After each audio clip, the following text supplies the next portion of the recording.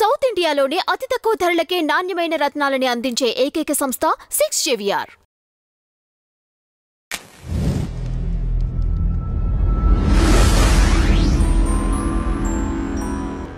నమస్తే అండి, welcome to our channel. మనతో ఇవాళ బహుముఖ ప్రజ్ఞాశాలి స్పిరిచువల్ మెంటర్ ఇంగువ కర్ణమ్మ గారు ఉన్నారు. నమస్తే మేడం. నమస్తే మేడం, ఈ మధ్య కాలంలో సోషల్ మీడియాలో చూసుకుంటే గరికపాటి వారి వివాదమే కనిపిస్తుంది.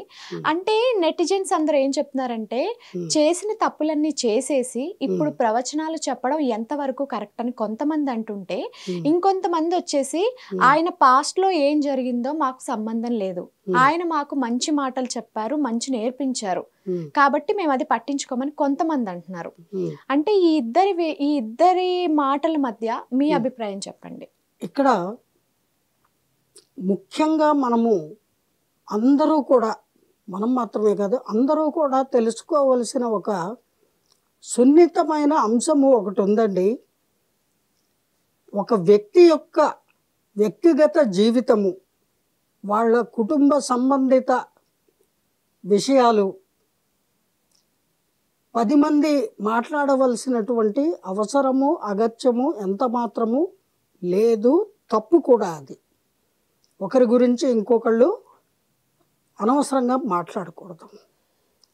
రెండోది, వాళ్ళ కుటుంబ సభ్యులకి, వాళ్ళ బంధుమిత్రులకి, వాళ్ళకి చాలా సన్నిహితంగా ఉన్న వాళ్ళకి మాత్రమే వాళ్ళ యొక్క కుటుంబ వ్యవహారాలు తెలిసే ఆస్కారము ఉంటుంది.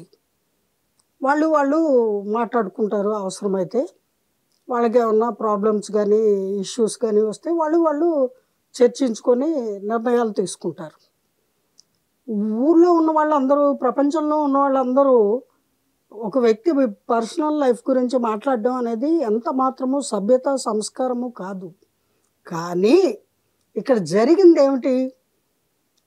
శ్రీ గరికపాటి నరసింహారావు గారు, కుంభావ సరస్వతి, ఆయన సరస్వతి కటాక్షము పొందినటువంటి మహాప్రవచనకర్త. అలాగే ఈ కలికాలంలో చక్కటి విషయాలను చెబుతూ యంగ్స్టర్స్ని, అలాగే అన్ని వయస్కుల వారిని కూడా సక్రమమైన మార్గంలో వాళ్ళ జీవితాలని జీవించడానికి అవసరమైన అనేక అంశాలని వారి యొక్క ప్రవచనాల ద్వారా ఆయన చెబుతూ వస్తున్నారు.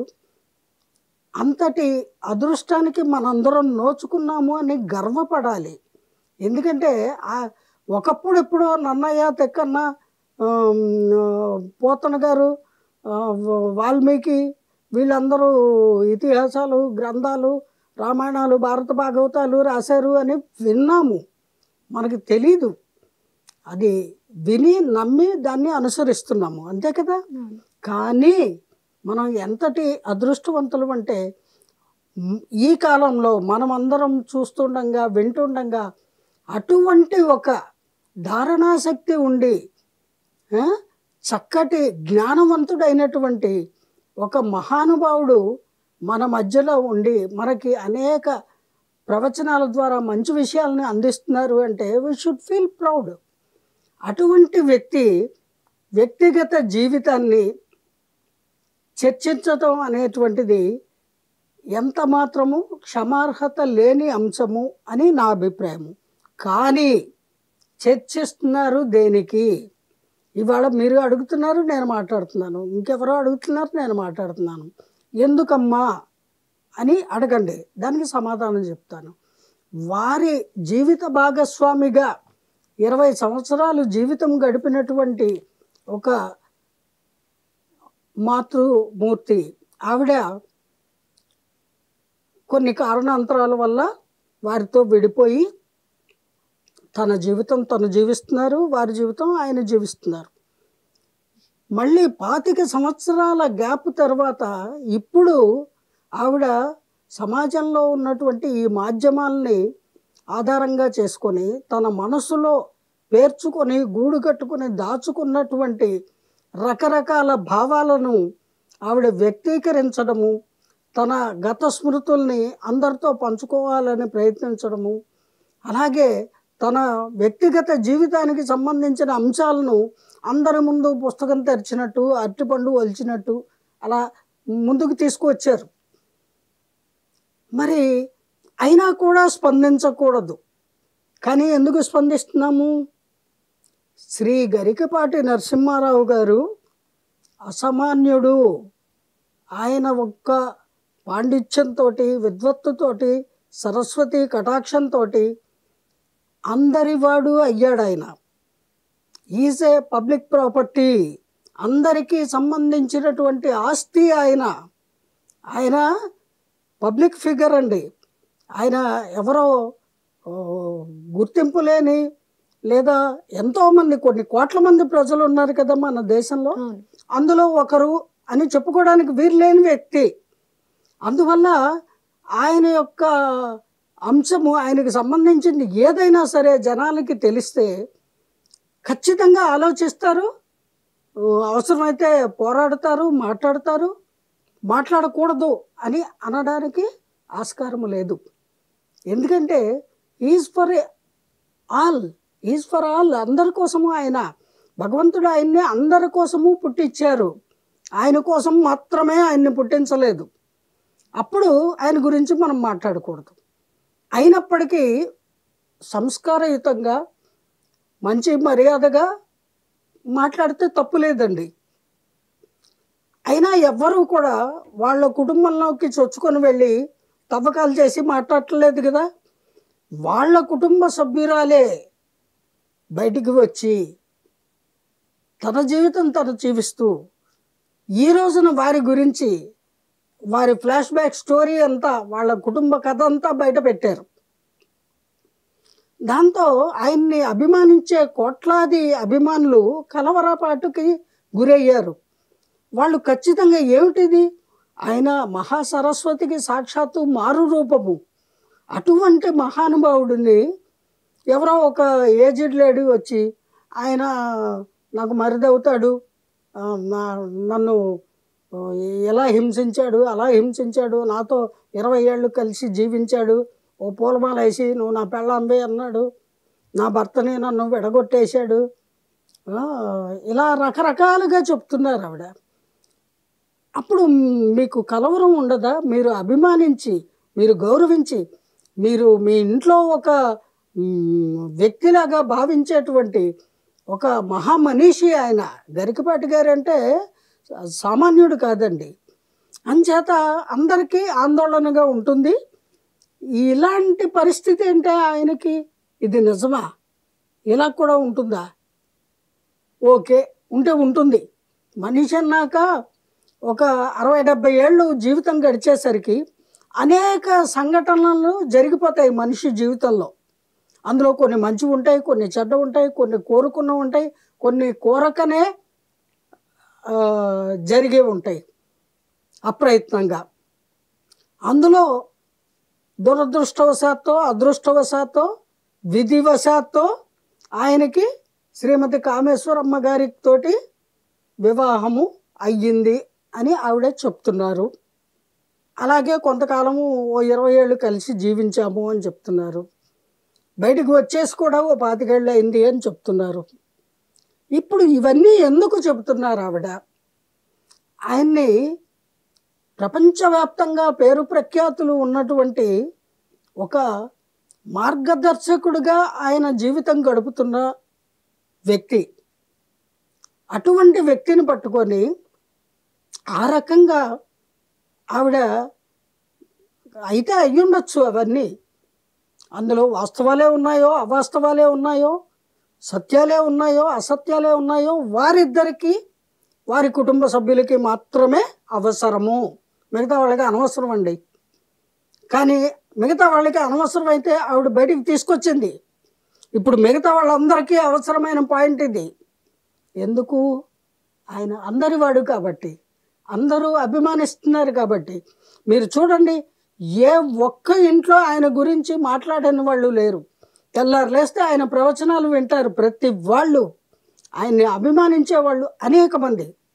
నా వరకు నేను ప్రతి నిత్యము ఆయన ప్రవచనం ఏదో ఒక సమయంలో ఒక్కటైనా వింటాను నేను. అలా వింటారు. అందుకని మాట్లాడతారండి. మాట్లాడకూడదు అంటే అది కరెక్ట్ కాదు. అయితే మీరు అడిగిన దానికి సమాధానం ఇప్పుడు చెప్తాను. అంటే ఒక్కొక్కరు ఒక్కొక్కలా మాట్లాడుతున్నారు. ఒకప్పుడు తప్పు చేసి ఇప్పుడు ప్రవచనాలు లోకులు పలుగాకులు, ఎవరికి బుద్ధికి తోచింది వాళ్ళు మాట్లాడేస్తూ ఉంటారు. నాలుగుకి నరం లేదంటారు. ఎలా పడితే అలా మాట్లాడేస్తారు. కొంతమంది అభిమానించే వాళ్ళు ఆయన రాముడు, దేవుడు, కృష్ణుడు ఇలా అంటారు. ఇష్టపడని వాళ్ళు వ్యతిరేకంగా మాట్లాడతారు. లేదా ఆవిడ పాయింట్లని అభిమానించే వాళ్ళు, ఒక స్త్రీకి ఇంత అన్యాయం చేస్తాడా, తల్లి లాంటి వదిన గారితో ఒకవేళ ఆవిడే ప్రోత్సహించినా కూడా ఆయన తప్పమ్మా అని చెప్పాలి కదా, తప్పదు అన్నట్టు ఆవిడతో జీవితాన్ని గడిపేస్తాడా, ఇలా మాట్లాడుతున్నారు. నేను వింటున్నాను.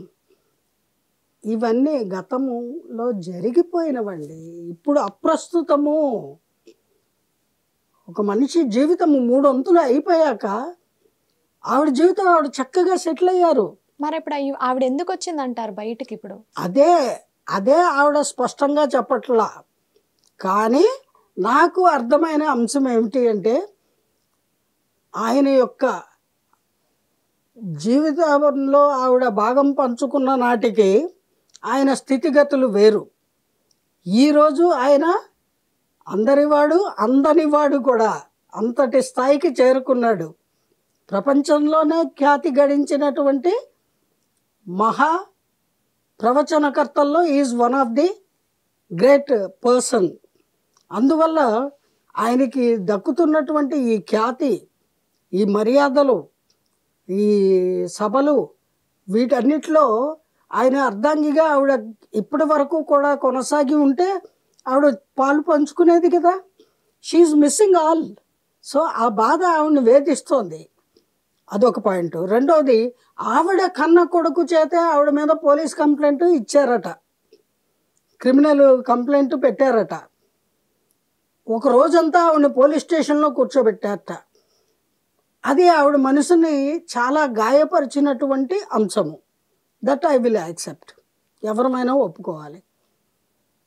అందువల్ల ఈ 2 మనసులో పెట్టుకొని ఆవిడ తను అప్పట్లో తొందరపాటుతనంతో చేసినటువంటి, లేదా అనాలోచితంగా చేసినటువంటి, లేదా గ్రహస్థితి బాగులేక చేసినటువంటి పనులకి 20 సంవత్సరాల తర్వాత ఆవిడలోనూ ఆయనలోనూ మార్పులు వచ్చి, మనం చేస్తున్నది కరెక్ట్ కాదు అనిపించి ఎవరి జీవితం వాళ్ళు జీవించాలని తీర్మానించుకొని జీవిస్తున్నారు. ఆవిడ అలా వెళ్ళిపోయింది. తన దారి తను చూసుకొని ఆ పిల్లల్ని, ఆవిడ కన్న పిల్లల్ని కూడా ఆయనకే వదిలిపెట్టి వెళ్ళిపోయింది. ఆయన తల్లి తండ్రి అయ్యి చక్కగా ఆ బిడ్డల్ని చూసుకుంటూ, అలాగే ఆయన తల్లిగారు ఆయనకి మరో వివాహం జరిపిస్తే ఆవిడ కూడా మహానుభావురాలు, దండం పెట్టాలి. ఆ బిడ్డల్ని కంటికి రెప్పలాగా పెంచి పెద్ద చేసింది. అటువంటి శారదాంబ గారికి మనం ధన్యవాదాలు చెప్పాలి సభాముఖంగా.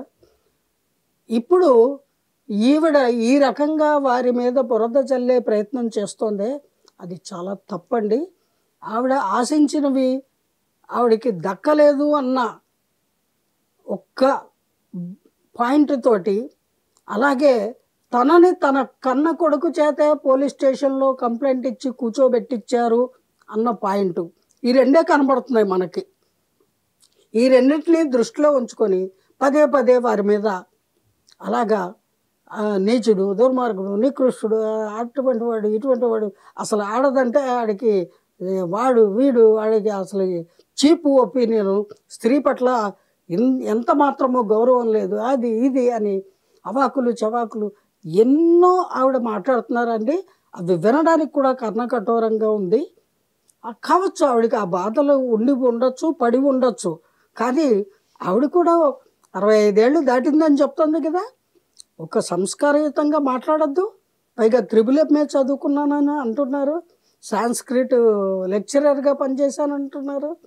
బంగారు తల్లి, మీరు ఇప్పటికైనా దయచేసి ఇది సమస్యలాగా ముందుకు సాగకుండా ఇక్కడతో మీరు దీన్ని విడిచిపెట్టేస్తే బాగుంటుంది.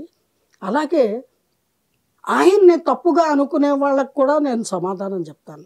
ఏమండి, వెనకటికి ఎవరో అన్నారు, మీలో పాపం చేయని వారు ఎవరో చెప్పండి, ఏ నేరం చేయని వారు ఎవరో చూపండి అని ఒక మహాకవి పాట రాశారు.